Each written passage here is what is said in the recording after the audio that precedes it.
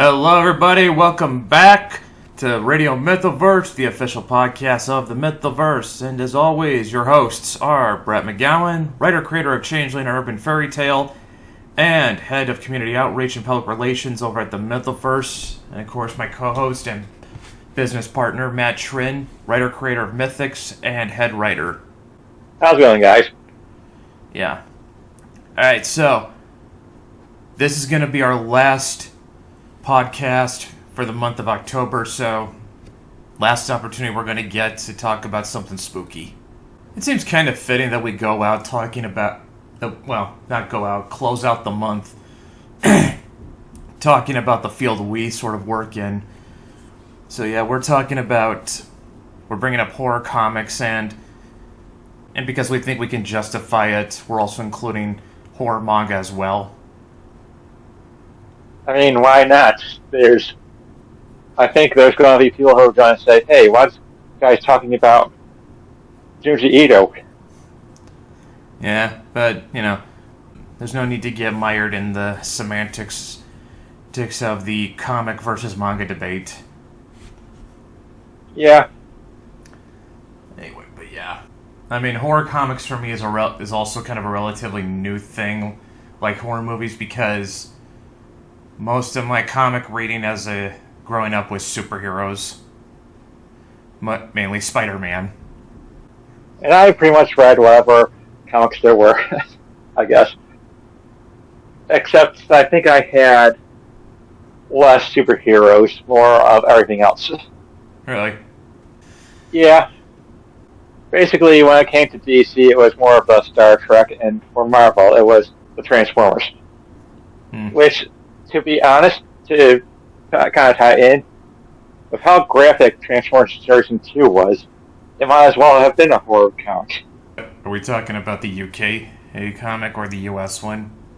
The US, the Transformers Generation 2, where they did that whole 90s revamp with big guns, wires exposed everywhere, and somehow there being a creature that tore Transformers apart piece by piece, and somehow they had skeletons in them. That kind of weird stuff. It just sounds like 90s excess to me. Yeah. But when you're a kid, that's probably got to be very terrifying. Yeah. I mean, it's not that different from anything else that Rob Liefeld touched. I'm not... By which I mean, no, Rob Liefeld did not draw a Transformers comic. It's just... That was Marvel in-house at the time. Yeah. Just doing everything... really dark, really violent, and really over the top. And what was really terrifying was Superman's mullet. Yes. Also, by the way, just so we can get this off the table, we are not going to talk about The Walking Dead at all. I think everyone knows all about The Walking Dead. Yeah, look, about and the only... kind of... Yeah, about the they only... kind of outlasted it about Walking. Yeah. Like, I'll give it credit that it's one of the few comics that you actually see increasing sales for. And that TV show on AMC was pretty damn successful, but I never made it past season 1, mostly just because I just didn't bother going past season 1, and then I just found out how much worse it got as it went on, and I was like, man, I dodged a bullet. Absolutely. Yeah, I think by the time it finally ended, like, the whole IP had lost steam, and I guess Kirkman got the memo. It's time to end the comic. Well, the fact that he ended it years before the TV show ended was a statement. But he's also said that, well, once Rick was out of the picture, that was when the story was over. And I think that was also one of the biggest problems with the show, is that it lasted longer than Rick. You're kidding. Rick died and the show kept going? No, he didn't. At first they made it look like he died, but he's coming back with a spin-off movie. Jeez. So, the IP isn't it's not unprofitable, but is trying to make a resurgence like Game of Thrones did with House of the Dragon. Somehow I doubt it, because it's like, I don't, I'd have to look at the figures, but I know like a lot of people were pissed once Glenn died. That's probably one of the most shocking moments in the comic. You know, I wonder how many people got into it because of the show, then cracked open the comic and found out Daryl's not in it. Probably quite a bit. Quite a few. And it's like, Daryl's not in this. Toss in the garbage. I'm actually surprised they didn't include him as a character in the comic afterwards. Or nobody demanded that Kirkman put Daryl in there. I guess the last comment for Walking Dead, and that's if they'd ever killed Daryl, everyone would have rioted. Yeah. Although I think anyone who watched the Boondock Saints probably wished they did kill him off so he could do Boondock Saints 3. Yeah, I could see that.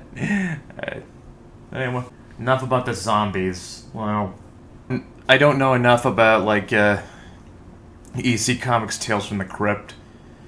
Because I completely missed out on those. I know the reputation, though, because EC Comics was, like, the big horror publisher back in the day. Yep, and they kind of just fell apart because of the dominance of superhero comics was it after the Comics Code Authority became dominant? Might be, but, you know, I've also heard takes that the Comics Code Authority was not really as much of a killer to like horror genres outside of superheroes as much as it's made out to be. But at the same time, yeah, superhero comics ended up becoming so dominant in the industry, a lot of genres just kind of slowly fell out. Yeah. Honestly, though, when it comes right down to horror, I hope the Comics Code Authority doesn't come out like a zombie. I don't see that happening anytime soon, but yeah. But yeah, I mean, like I said, I cannot vouch for like how Tales from the Crypt operated, because I never got to read them, and I've only recently started watching the TV show, but from what I do know is that what characterized a lot of EC Comics storytelling style was that there was always a twist ending. Much like Twilight Zone, except with less of a point and more of a horror edge to it. And less science fiction. Yeah. Twilight Zone dipped its toe into science fiction a lot. Yep. That's likely because of all the science fiction writers that worked on it. Yeah, and like I said, from what I did see from the TV show, there always being a twist in the episode, like that seemed to come through as if, you know, it's at least got the spirit of the comics in it. Yeah. I've never read them myself, but I remember watching the show on Sci-Fi Channel, as well as the cartoon version. I'm pretty certain that the comics operated in the same vein as the spin-offs, with a Crypt Keeper introducing the story. I think the Crypt Keeper might have started out as a character in one of their early stories, but he became so popular that he ended up becoming like the host of the anthology. Probably.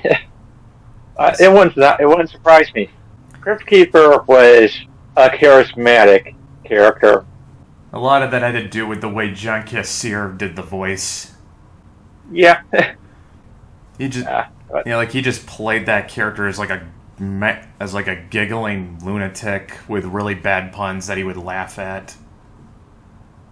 Because he was the only one who thought it was funny. Yeah, but because there wasn't anybody else like him, like you just sort of grew attached to that personality. Absolutely. Yeah. Now, kind of moving on to stuff more of our audience is probably familiar with, then you got like Swamp Thing once Alan Moore takes over it. Because I think Swamp Thing before that point was I think it was trying to be was it trying to be another superhero comic? I think it was. I haven't really read the comic, but except for the introduction ones with John Constantine, because the character was because of a trade that included the issues. That dipped itself into horror. Yeah, but I think like once Alan Moore takes over the book, then it like really becomes a horror comic because then he gets into stuff like up into like the green and all these other weird supernatural shit that goes on in it. It gets really trippy in places, I think. Much like a typical Alan Moore comic. Yeah. Yeah, and like a typical Alan Moore comic, it also gets really philosophical too. But yeah, you bring up that that's also the comic where John Constantine, whatever, not going to get into that debate either. That's where the character was introduced before he spun off into his own Hellblazer. Which I think the other writers did better to establish the character than Moore did. Moore created the character, but he didn't flesh him out more than he actually did. I don't think he really had much of a plan for Constantine beyond he's a blue-collar magician and he looks like Sting. Yeah. I especially don't believe that he ever thought that Sting would write the introduction to a 30th anniversary collection portraying himself as the other dimensional brother of John Constantine. Oh, that's funny. But yeah, I think the run of Constantine I'm most familiar with, well, I should say Hellblazer that I'm most familiar with is, of course, the Garth Ennis one.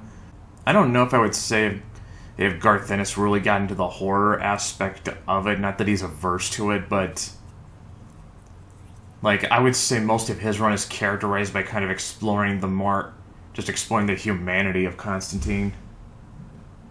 Yeah, though it was also an influential run for a character since it was also the basis for the movie with Keanu Reeves. Yeah, it was, and because I do not want to end up misquoting, I'm gonna have to look this up because like I know like Ennis's run added a lot of important things to his backstory, like the Newcastle incident. But Actually, I don't think it was Garth Ennis. I think that was Jamie Delano. Oh, was it? Yeah. Or it could have been Alan Moore, because the Newcastle crew came from the characters he came up with for Swamp Thing. Okay, actually, Jamie Delano was the first writer for Hellblazer. Yeah. Yeah, you're right. The Newcastle incident was from Jamie Delano. I'm taking that back. It happens. Yeah, and like I said, like Garth Ennis, he was more on Constantine's relationships, also more religious themes, and also there's sort of a prototype type of preacher in there too. Yeah, I'm starting to remember because one of John's friends is a succubus, and she's had sex with an angel, and the baby's never born. But what's kind of alluded to is that there could be a great calamity if it is, and like he ended up reusing that plot for Preacher and really taking it a lot more further than he ever could have in Hellblazer. Which you could definitely do with a third-party publisher than you could with a mainline Preacher or semi-mainline publisher. Well, Preacher was Vertigo, I believe. No. Yeah. I take that back. Yeah. But yeah, the thing is that Vertigo was just just kind of was a lot more hands-off with its its talent than DC was. Although, Yeah, at least until the DC decided it wanted to put their Vertigo characters into the DC universe. Yeah, there was definitely a few that happened with, but yeah, for the most part though, like most creators working at Vertigo, like they editorial just kind of let them do what they wanted. I think with Hellblazer, there were at that time it was kind of unclear if Hellblazer existed in the DC universe or not, because on the one hand, Constantine did cross over with characters like Swamp Thing and Zatanna, and Sandman had appearances from other DC characters. Yep. But it was kind of ambiguous as to how much. Oh, well, in the case of here's something. Actually, in the case of Hellblazer, it was published as a regular DC Comics initially, but then it became a Vertigo title with the imprint's launch in March '93. Now it's the original series got revived in November 2019 for 12 issues, which is as part of the Sandman universe under the Black Label brand. Yeah, it didn't really last long. I cannot imagine it did. I'll just say right up front, though, I prefer the Vertigo Hellblazer infinitely to the John Constantine that got folded into New 52 and Justice League Dark. Like, much more sanitized character. By that point, yeah, well, not just because he lost his edge, but also, like, they effectively turned him into their version of Doctor Strange. Yeah. Which was kind of unnecessary because they had Dr. Fate for that. Well, the Hellblazer is more popular. Yeah. The character was also strange to fit into the DC universe because he actually aged. Yeah, I remember that. Yeah, like there was an episode, not an episode. There was an issue during the Garth Ennis run where he celebrated his 45th birthday. That was based on an issue from the Delano run where he had Constantine celebrate his 35th birthday, which really, it wasn't much of a celebration. Well, no, because all of Constantine's friends are dead. Yep. I think this was not long after they were all killed off, too. He starts his run in his 30s and ends when he's in his 60s. I do think, though, I don't think this was done under Delano or Ennis. This might have been somebody else later down the line, but I think they kind of someone down the line worked in that because Constantine got a transfusion of demon blood in him from Nurgle, it slowed his aging down physically. I think that might... Yeah, they did comment about it during the Ennis run about the demon blood. Yeah. Yeah, I know that was introduced during Jamie Delano's run, but like as to how it affected him, I don't know if that was him. Not exactly sure either. But he definitely looked his age during the final issues. Yeah, not only that, like his niece was also getting into magic, and like this was not something he was supportive of necessarily. Oh, when you look at what magic has done to his life, do you blame him for not wanting it to be part of his niece's life?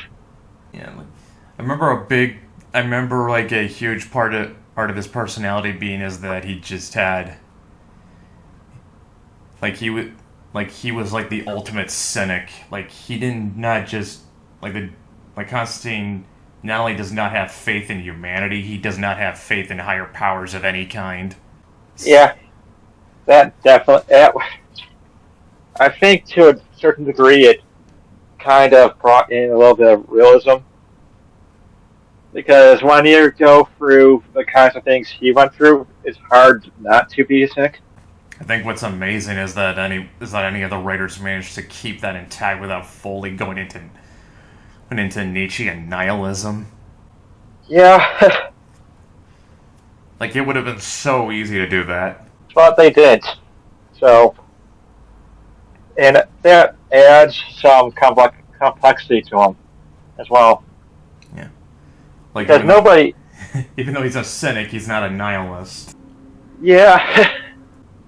Well, to move away from the more dominant publishers, there was Dark Horse Comics did do a series. Are we talking about Hellboy?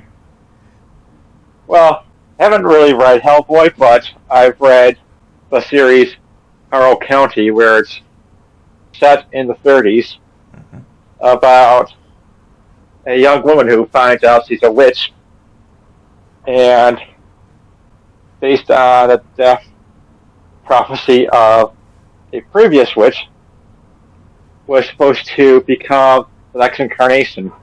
So the full first volume was about her trying to survive the night in a town that wanted her dead, or something a alleged past life had done. Alright, so who did Harrow County? Cullen Bunn. Yeah, I've heard his horror writing's really good. Like, I've heard good things about his Pumpkinhead book. Yeah. I think he does a lot of his best work when it's more contained. Yeah, I've come across a couple books he did for Marvel, and I wasn't frankly impressed by those. He does have a good touch for the horror, except that if it goes on for too long, it kind of becomes silly. Mm-hmm. Such as Harrow County does become silly when they start introducing more and more powers to the main character. And the final battle basically becomes a full-on superhero fight, where you have these two women with powers duking it out with each other with their abilities. Kind of sounds like he ended up running himself into a corner and didn't know how to get out of it. Yeah, it's possible. It could be that the superhero genre kind of just seeped into the story. Yeah, I could see that too. Which, he also had another comic called Death Follows, which is about a southern family who takes on a drifter for help. Mm-hmm. Turns out the drifter has something supernatural following him. Mm-hmm. And so the family has some weird things happen, such as dead rats coming back to life, corpses from the nearby lake coming up, and they're all converging on the drifter. It's a decent read. Mm-hmm. And it's only one book, so I definitely recommend that. Yeah, no, I haven't read all of Hellboy, but I've got some familiarity with it, and it's certainly not the scariest book you'll ever read, but it does play really well with folklore and horror tropes. And not only that, like Mike Mignola's style is just very unique and iconic. In a way, it's kind of like Ben Templesmith in terms of being unique and helping the story to seem more unreal, more horrific. I mean, not only that, like Hellboy's just a really good character too. Too bad about that last movie. Yeah, that movie had a lot of problems. Such as you got follow-up to the previous movies. Not only that, it's also like cramming several different plot lines into a single movie. Yeah, that's one of the problems with a good story is that there has to be a certain perfect number of stories running along the same line in a book or movie that will seem perfectly matched within it. If you have only one, it'll be a shorter movie. Or if it's one and it's longer, then it's going to be a stretched out movie. not only that, like there's also so much of the stuff is lifted right out of the comics that if you haven't read them, you're kind of lost. And if you have read the it's also like so much of the plot sort of assumes you know the plot line from the comics, so you can fill the blanks in. Despite my criticisms of MCU, I have to say that's probably one of the things that they did well is that they didn't make the movies to be compatible with the comics. You have to read the comics to understand what was going on. Yeah, but at the same time, they ended up developing their own problem where you had to see all the other movies for certain scenes to have the proper impact. You know, like that one where all the Avengers assembled together at the end of Endgame. It's like, if you didn't see all the movies up to that point, you're gonna be looking at, who are you people? Yeah. Here's another thing, though. There's a big problem with, before you go on, I'm just going to say that's the problem with the cinematic universe is that you just need to watch more and more movies, and you don't have the time for that. Exactly. But anyway, I mean, like another thing that Hellboy does really well is that Mignola knows, because like one of the biggest challenges you come up against when you try to do horror comics is having those actually horrific moments have the impact they're intended to. Because, like, I guess one of the reasons why a jump scare can be so effective is you don't see it coming. Now, if you're watching a horror movie, that can catch you off guard a lot easier because you're kind of seeing it happen in a sort of kind of real time. Whereas in a comic, you might see it you might see it on the next page, just out of the corner of your eye. Yeah.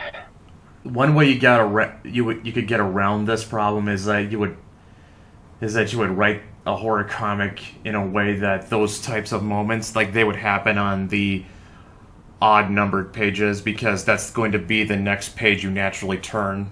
So a moment that's meant to shock you is actually shocking. Yeah.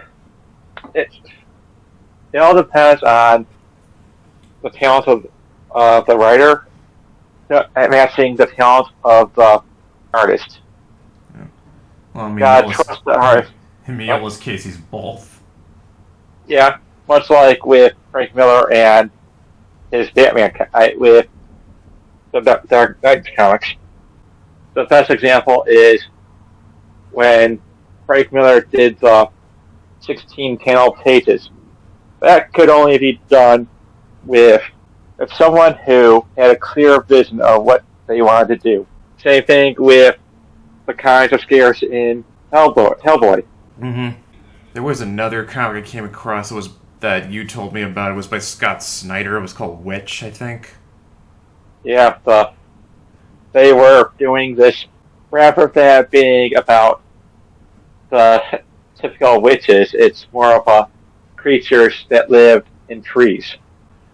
Yeah, which, I mean, it was pretty horrific, although that I put down to Jock 420's art style. Oh yeah, definitely. Like, it was kind of sketchy, very darkly colored, and like everything just kind of looked wrong.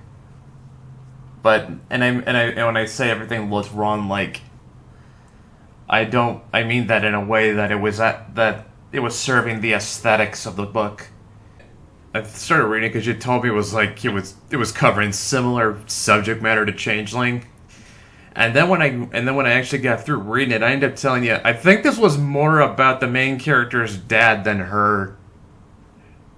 Well, yeah. Well, the character had the same kind of struggles, except to a more extreme. Yeah, but like I said, the story seemed, like when I was reading it, the impression I got was that her dad was more the focus of the story than she was. Well, if they ever do a follow-up, I'm pretty sure they're probably going to end up having her be the main character. Yeah. And by the way, I didn't hate Witch. I thought it was pretty good for what it was. Yeah. There's also the colors that really brought it out too, the horror out too. Yeah, same thing with 30 Days a Night. Like, that was... I actually read a hardcover of that in my high school library. I think they got it because the movie was out at the time. Yeah, high school. Movie. Yeah, guys, a high school library actually bought 30 Days a Night. I guarantee you... Look, I managed to get the librarians to order a copy of Watchmen. I know for a fact they don't actually read them. No, because for them, it's kid stuff. They don't think it's gonna be anything too graphic or horrific. Yeah, but anyway, in 30 Days and 30 Days a Night, like, which is a really good vampire comic, and it's kind of goes for a more Salem's Lot approach, where they're more savage and animalistic. Pretty sure everyone knows the premise. Like, bunch of vampires invade this town up in Alaska that has no sunlight for an entire month, and the vampires just go nuts over it because there's no sunlight to stop them. Which makes you wonder how a town like that could survive one of those events. Oh, they don't. Like, it's just awful. Like, they're completely under siege. Each people are holed up, trying to hide from vampires. Meanwhile, they're just walking around in the snow, just trying to hunt people down. Like, it's just completely horrific. Again, because they're a small town in Alaska, there's basically no way they can call for help. In a way, the isolation of the Thing mixed with vampires. Oh yeah, although it doesn't have the same kind of it doesn't have the paranoia of the Thing because it's not because there's not this guessing game of who's a vampire and who isn't. But that isolation and being cut off from the wider world and stuck with this horror in your own community and and just trying to figure out how the hell you're gonna survive it, like that's kind of what makes it such an effective horror story. It is being cut off, alone, isolated, and having to reconcile with the fact that there is nobody coming to save you. That's pretty much horror in a nutshell, as well. Well, there's different types of horror, but that is a very common one, yeah. I think you and I have basically hit the upper ceiling on comics as far as we can talk horror, so I think this is a good way. Say what? Okay. Yeah, and we'll probably get people who say that we missed this title. Oh, no doubt. But yeah, I think this is a good way for us to segue over into manga. And like I said, I know manga and comics, they're not really the same thing. But Matt and I decided we could justify its inclusion here because he and I both do know manga pretty well. And the problem with people my whole stance on it is I just don't worry about it. Yeah, I'm not really all that concerned about it myself, but I think we have enough justification to work with it. But yeah, anyway, I guess when you talk horror manga, like one of the big ones that's gonna more than likely gonna come up is Hellsing. For the classics, yes, similar to Vampire Hunter D. It wasn't Vampire Hunter D though in novel series. Yeah. Yeah. But you're gonna have to keep an eye out for that one too, because they're going to definitely say there's gonna be someone who's always gonna say that it's there. Yeah. Well, I'm gonna pull it up just to kind of put that debate to best. put that debate to rest. Vampire Hunter D, series of novels. Got it. Yeah. Authored by Hideyuki Kikuchi and illustrated by Yoshitaka Amano. Yeah, that makes sense. Yeah, I mean that guy actually was that guy was a big force in the Final Fantasy games before our Tetsuya Nomura took over. I mean, at least art-wise. Well, it's funny because the first time I was introduced to this art style was for a horror movie called Billy Cat that was on the Sci-Fi Channel Anime Block. Oh yeah, I know that. I know that one. Okay, actually, I misspoke. He had illustrations commissioned for Final Fantasy, though he does have some pretty iconic works associated with it. Yeah. Yeah, I mean, like Hellsing. I mean, that one was. I don't know what I need to say. I mean, like you got vampires, you got Nazi vampires. It's pulpy and it's over the top in all the right ways. I mean, like, I don't think I need to sing the praises of something everyone knows about at this point. Hellsing is good. Really, really good. And there's also kind of all those clever winks and nods to Bram Stoker. Like the main character. Yeah. Obviously, if you're going to talk horror and manga, there's always going to be one name that is going to come up in the conversation inevitably. I do not have a ton. Yeah, I don't have a ton of familiarity. Yes, it's Junji Ito. I am not terribly familiar with him. I know Heresy, but I know Matt is, and I know several other guys in our circle are too. Well, I've read a few of his work. I think everyone knows about Uzumaki, the one where you got the spirals. Yeah. Which I think is getting an anime on Netflix pretty soon. It's actually on Adult Swim. Uzumaki is about a town that has a curse revolving around spirals. And in a weird kind of story format where you've got these stories that seem like they're unrelated until the final chapters where it's all coming together. You mean this has nothing to do with Naruto? Oh, absolutely not. No, I'm sure there's... Boy, Naruto got really dark at the end. Yeah. By the way, I mean, the way everyone, I misspoke when I said Uzumaki was getting an anime on Netflix. Matt corrected me, it's actually Adult Swim. Although I do gotta say, I saw the trailer and I was actually impressed that they kept the black and white coloring. That's, I think, a work in progress, so it might end up being colored. I don't know, I honestly think they should stick with black and white. That would make it stand out. Plus, I don't know how well the horror would come across in color, because like a lot of manga artists, they found they work really well within those limitations of just black and white. Well, Uzumaki wasn't the first anime project.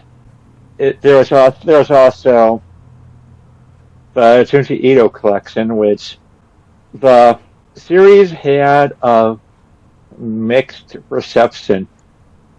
So, like, what is that, sort of another anime anthology where they just get a bunch of different directors together and adapted some of his stuff? Well, basically, each episode was 2 of his stories. And the biggest complaint people had with it was that the animation style didn't really fit the manga style. When it came to the horrifying things that happened in it, it's one of those, I guess in a way you could probably say his work isn't exactly something that can be translated over to animation that well.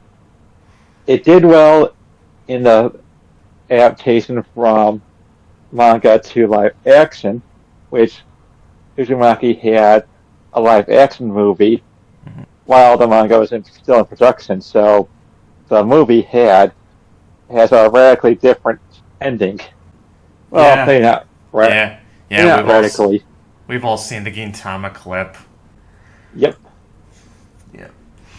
But yeah, now, let me take a look and see what they're shooting for with that Uzumaki series. Okay. Well, all I have to say is that for some of the short stories, it just seems like the main characters are just making things worse, and that's where the horror comes in because of the characters' poor decisions. Seems like the anime is going for 4 episodes. It's a mini-series. Yeah, I don't think it's one that could. I think there's going to be a lot of people who are going to be concerned about how much of the manga they're going to get right. In a way, you could probably just say that every adaptation is going to have its own way of doing things. Yeah. A 4-episode miniseries might actually be better because I mean that way it doesn't overstay its welcome. Yeah. I only had 3 manga volumes, lasted like just over a year, so like it's not intended to go on very long. It's kind of the impression I have of Junji Ito. He just writes a story, he tells it as long as he needs to tell it, and then he moves on to the next one. Yeah, there's a lot of. You can definitely see the influences he got from H.P. Lovecraft and H.R. Giger. Yeah. I remember hearing from James that he really enjoyed his adaptation of Frankenstein. Like, I have not read, but knowing Junji Ito's reputation, I'm going to go on a limb and say his take on Frankenstein is probably really good. And he's also part of the team for Silent Hills. Yeah, the one that was going to be done with Guillermo del Toro that got canceled. Yeah, so I think that it was also going to have Norman Reedus, and pretty much everything about that more or less ended up in Dead Stranding. Except for Junji Ito. Yeah, but he's still got other things he can do. Yeah, Death Stranding was a walking simulator. Yeah, and it was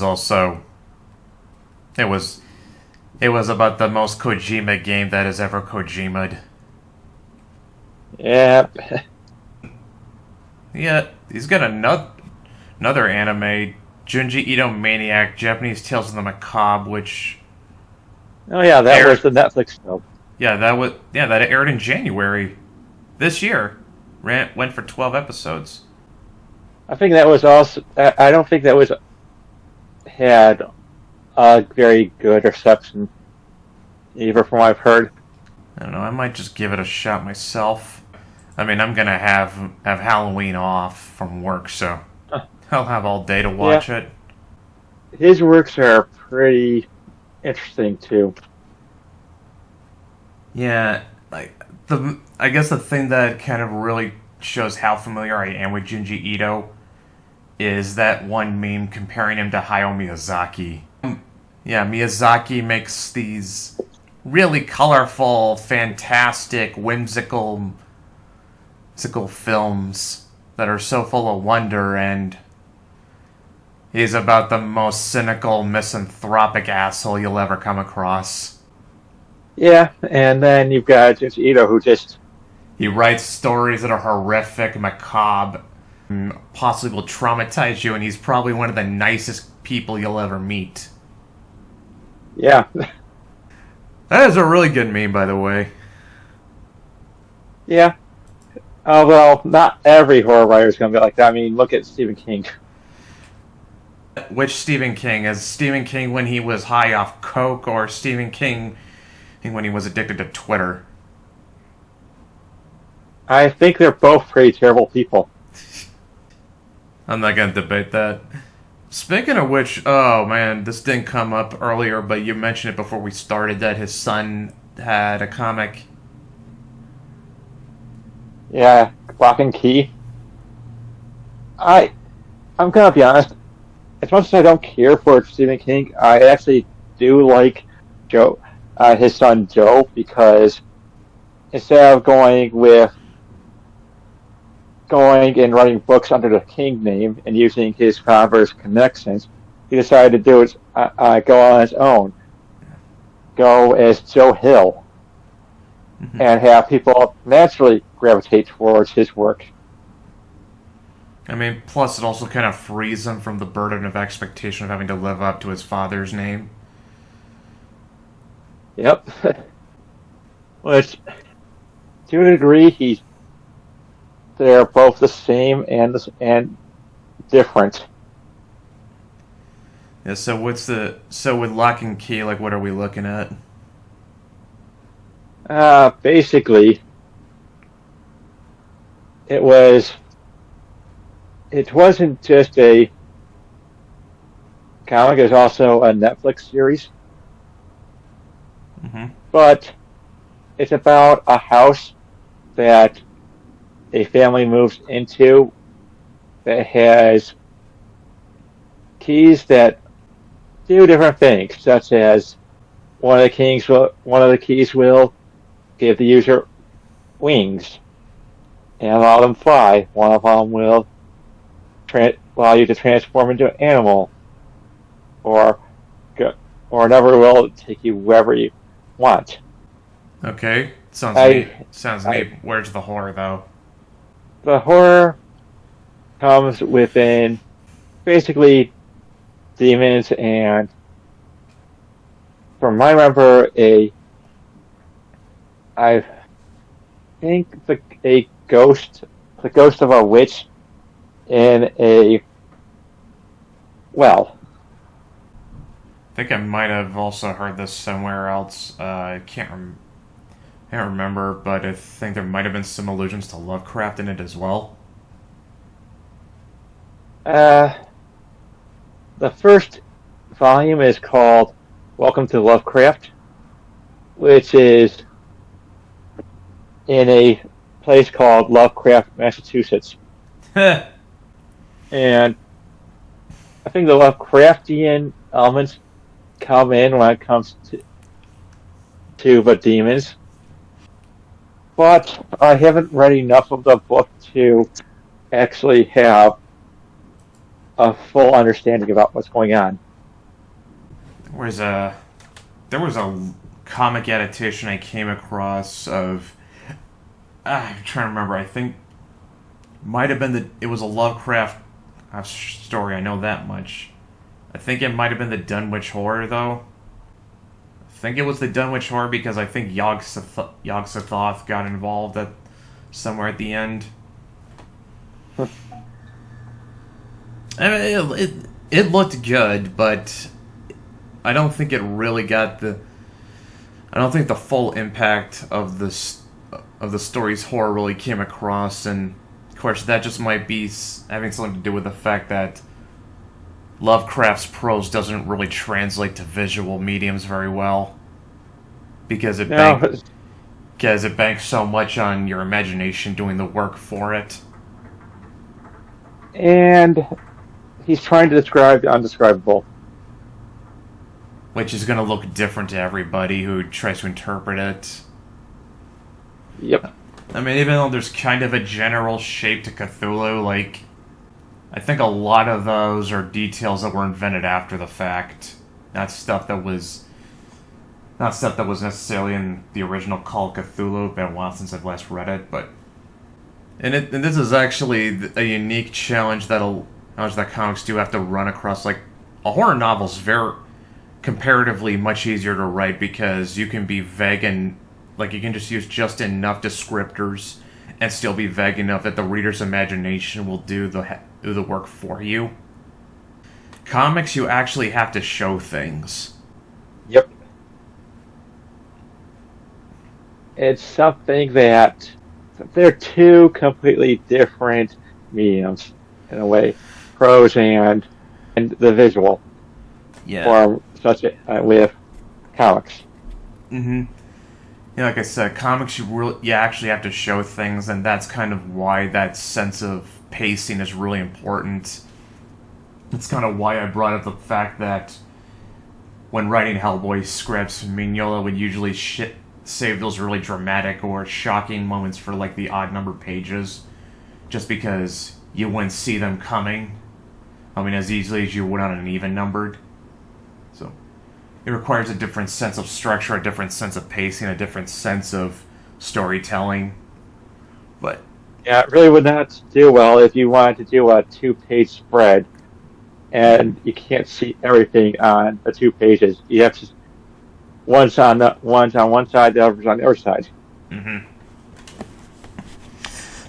Well, 2-page spreads are only really good for those really big dramatic reveals. Like yeah, so it also works. I think to a degree, it also works better with a single-page spread. Splash page. Yeah. Yes, splash page. But not only that, like you can't just put anybody on a horror comic, because you sort of need you need sort of that right sense of aesthetic in order to get the horror across. I mean, Nebel's really good with that, just because he sort of combines this sort of cartoony aesthetic with horrific visuals and like Maze of Dolls. I was in Jungle of Ghosts, and you're going to see more of that in Airwaves, and I hope you guys are on the Patreon so you can see that. There's also kind of that same sort of sense of aesthetics I have with Xeno and Rubbish on Pack of Bastards. That's also on the Patreon, by the way, guys. But yeah, because Patreon plugging. Well, I do it at the end of every show anyway. Yep. Anyone who's kind of looked at Xeno's art kind of sees that he's got a real good grasp on stuff that's really dark and gruesome. And he also kind of brings sort of a, for lack of a better term, he brings a more British sense of aesthetics into that I think really benefits Pack of Bastards, not just because the book is set in the UK.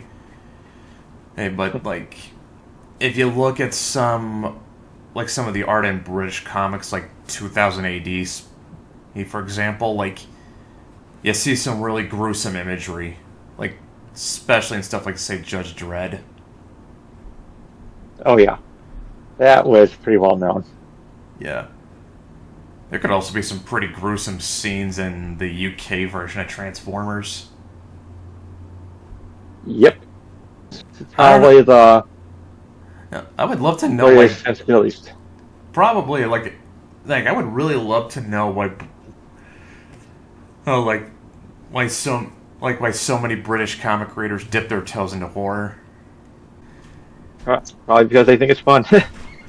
In case someone wants to know you're gonna see any horror in Changeling. Well, I won't say it's out of the realm of possibility, because some stories involving fate can be pretty horrific. I will say that there will be some horror elements for mythics. Yeah, I would know. I've read them.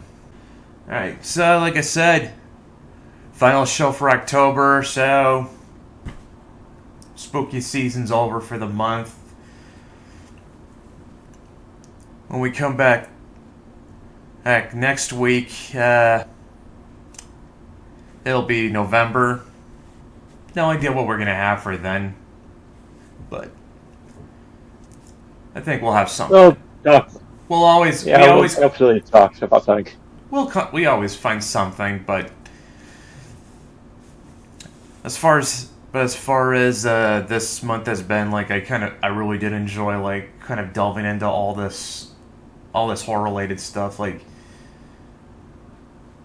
there was a lot of good stuff we got out with talking about horror movies, horror television, horror video games, and we close it out appropriately with horror comics and some manga sprinkled in. Because it's our show, we'll do what we want. Absolutely. And at the time we're recording this, I had just seen The Exorcist last night, and that's legitimately one of the most intense movies I've probably seen in my life. And that's the type of movie that gave a sequel. We do not talk about Exorcist Believer. We do not talk about Exorcist Believer. It does not exist. The only I don't know what you're talking about. There's only one sequel to The Exorcist, and that's Exorcist 3. Well, there's also the fifth configuration. When are you going to tell me that one's actually good? Yeah. It's basically that the three movies are considered a faith trilogy. And it's actually a ninth configuration. Also, one thing that I ended up inadvertently learning after watching The Exorcist: bad idea to pair popcorn with beer because I woke up hungover. Yeah. Yeah, pair a salty snack with an alcoholic beverage. That'll make you... Terrible idea. Yeah, that's gonna make you wake up feeling good in the morning. I mean, I took care of that by eating breakfast, thankfully, and just to be extra sure, I even took a painkiller to go with it. But yeah, that was a dumb idea in retrospect. But yeah, other than that, though, like I said, I really did enjoy all the episodes we did this month, just because I guess it just, by virtue of it being October, it gave us a lot to talk about, and I would say I kind of enjoyed the TV episode the most, just because there was a whole lot I was kind of learning as we did that show. Yeah. I really feel like that was our highlight. I was kind of excited about the fact learning that there was a TV show for Nightmare on Elm Street. There was also bringing in that fact that there was a canceled TV series for The Thing, and yeah, not only that, like last week also had some good stuff, because we brought up that there's going to be another They're Alone in the Dark game, and hopefully it's better than the last one. I mean, how could it? It can't possibly be worse than the last Alone in the Dark game, and the fire's not too high. No, it's not. Yeah, I also got to make myself look stupid at least a couple times by saying one, I wasn't sure if James Rolfe was still doing Monster Madness, only for him to put up a new episode the day after I say that. I think he did that just by you. That'd be funny if he did. That would be fun. Yep. And last week I made the erroneous claim and nearly caused an international incident by saying that Finland is part of Scandinavia. Yeah, way to go. I mean, geographically, maybe you could say that, but it's a very blurry subject. Yeah, Finns are completely different from Nords. And I mean completely different. So yeah, I got that wrong, Finland. Yeah, you're not. You guys are your own thing. Sorry, I am so. Things happen. Alright, so, like I said, last show of October. Hope you guys all have a happy Halloween. If kids are in your neighborhood, make sure they're getting candy. Parents, hope you have fun with your kids as you take them trick-or-treating this year. Anyone who is single and has that night off, I hope you have a good night watching your favorite horror movies. Like I said, just have a good, safe, fun Halloween. Same. Yep. Have a good Halloween. Yeah. And if you want to support us, we got Mythoverse on Twitter, where we always update what's going on there. If you want to help really support us, get on the Mythoverse Patreon. where you get access to all work in progress for our comics, as well as some exclusive deals you won't find anywhere else. All the links will be in the description, and we will see you guys next week. Later.